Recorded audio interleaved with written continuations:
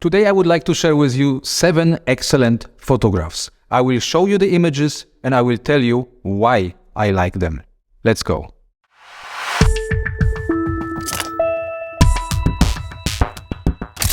Hello everyone, my name is Tomasz. I'm the editor of Frames magazine, and today I'm coming to you with a new format of my videos. We will be looking at 7 photographs. I selected 7 images from our Frames magazine Facebook community, from the Facebook group. I will be sharing with you the images here on screen, and I will be spontaneously talking about them. I will tell you why I selected them and why I think they are extraordinary great photographs. I hope you will enjoy this new format. Let me know in the comments if you would like me to continue with this kind of videos. And yeah, without any further ado, let's dive straight into today's 7 images. So I would like to start with this photograph by Martyn Lucas. Martyn took it in Greenland. This is an excellent photograph indeed. There is a couple of things I really like about this image. First of all, what I feel when looking at this photograph is a sense of quietness. There is symmetry, there is balance.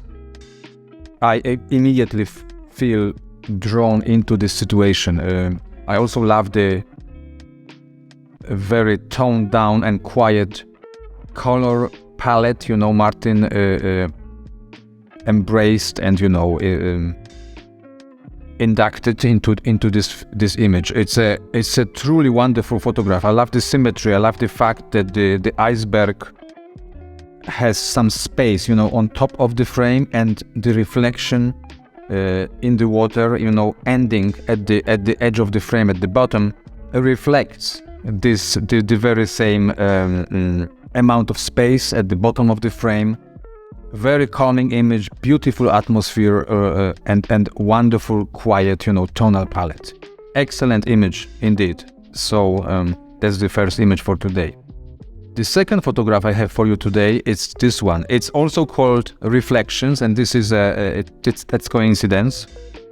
It's an image by Rizzo, and it's called Reflections. I've just mentioned it before, right? Didn't I? I love this image as well. I love this photograph. This is one of those images which has so many question marks in it. We don't know what the scene is.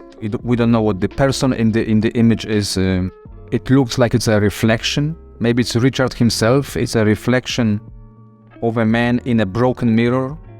I absolutely love the negative space here.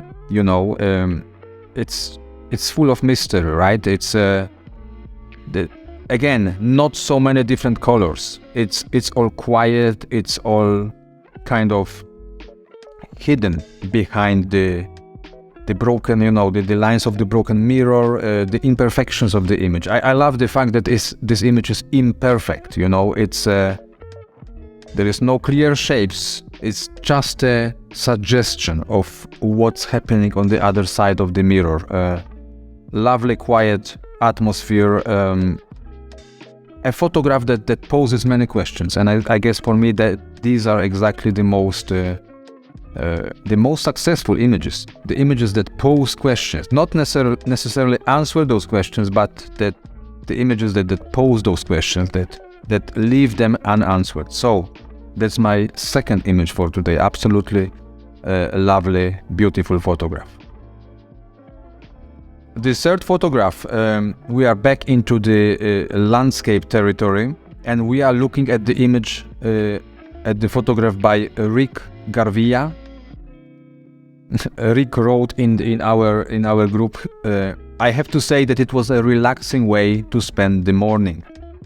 Well, definitely, it's a wonderful scene. I can imagine Rick was, you know, having his walk with a camera very early in the morning.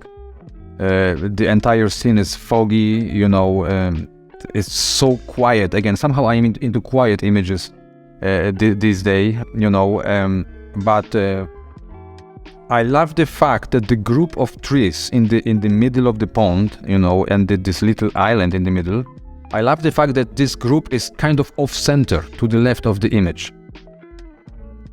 we have symmetry within the group of those 3 trees and the island, but the group itself is not exactly in the middle of the image. It produces really a special kind of juxtaposition of elements, and it's producing a little bit of tension in the image. It's not perfectly in the middle, so there is something that makes us really wonder and makes the entire scene in the frame very interesting. Again, beautiful colors, quiet tonal palette. I'm feeling like I'm there, looking, being there at this pond, so wonderful, just ready to print and frame and, hang on the wall. Congratulations to Rick, this is really a beautiful image. Let's continue to the 4th photograph. This image by Pedro Taveira, it's called A Cowboy in Belgium. Well, that's the only thing we know about the photograph. So, it's always an interesting moment where we have a title of any given image and no additional information. So, I don't know, was it some kind of a parade or an event where people were walking around in costumes, or is it the special, extraordinary individual, which Pedro happens to know somewhere on the streets of Belgium? I don't even know if Pedro lives in Belgium, maybe he was just visiting it. What I love about the image itself, it's strong. It's the main element here grabbing my attention is the face of the gentleman here, right? It's the face full of strong expression. There is certain look on his face that suggests that he is kind of deep into his thoughts, but he's apparently walking on the streets. Maybe he noticed Pedro taking the image of him. There is so many little emotions, little kind of suggestions of what can be going through his mind, but again, we don't know exactly.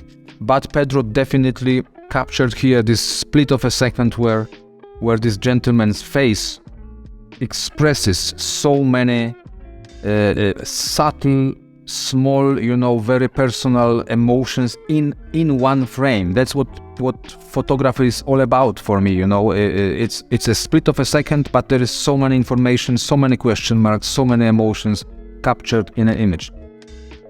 I also like the fact that the gentleman, and his hat is positioned in the middle between those 2 windows visible in the background.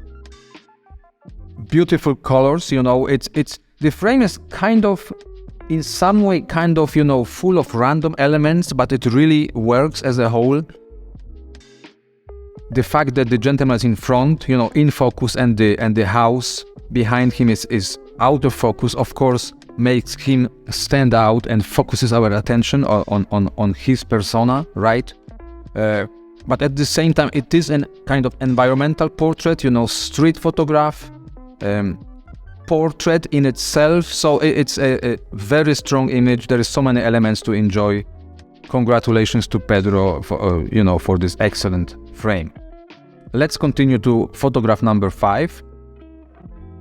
Well, this is excellent. I absolutely love this still life image by Ofer Zilberstein.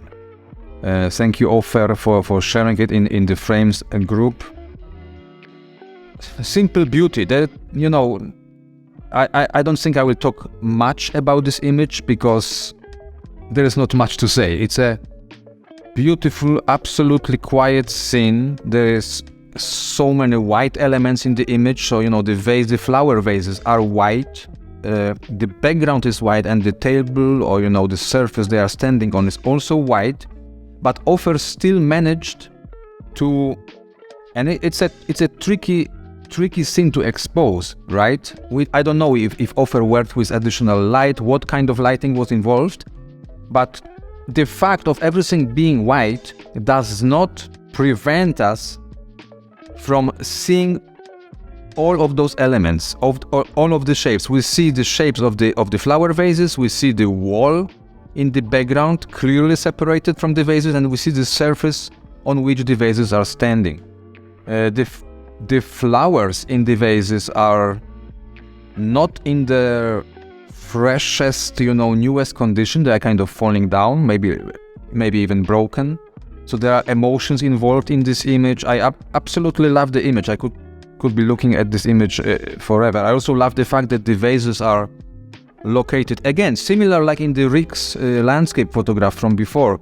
They are located slightly to the left side of the frame, yeah? So the Ofer didn't position them in the middle, but moved them slightly off-center. And again, this creates a special additional small amount of tension in the frame, which I'm sure keeps us looking longer at this particular photograph. Wonderful, absolutely wonderful shot. Congratulations to Ofer. Photograph number 6, called Basketball Net by Patrick Chuprina. Patrick is a regular, contributor to the Frames group, and he often shares images which are full of strong graphical, elements, and also Patrick really knows how to combine all of those graphical elements into one scene, make them work, keep the frames in balance. I mean, I love this shot. We have the basketball, net. Look at the shadow of the basketball net. We have the wall itself, the brick wall, full of lines. We have 2 additional elements on the wall. There is some kind of a speaker on top, and also the power plug, outlet, or whatever it might be in the lower left corner.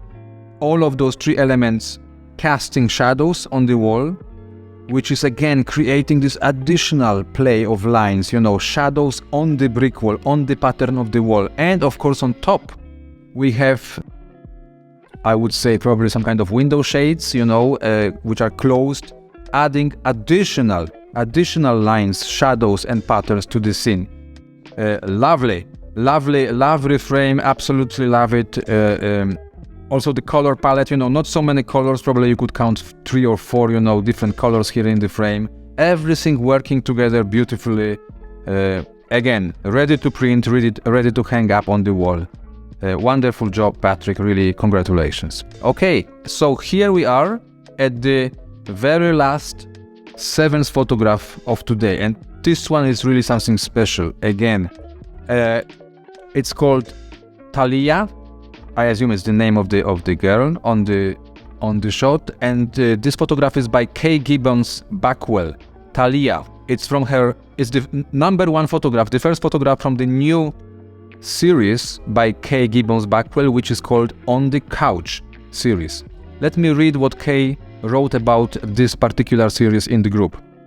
Everyone in this series is being photographed on my couch, paired back into neutrals to reveal their stories and personalities rather than the colors they wear, their age, gender, shape or size. I feel honored to be meeting so many incredible souls. I absolutely love this photograph, and also the idea behind the series that Kay, described.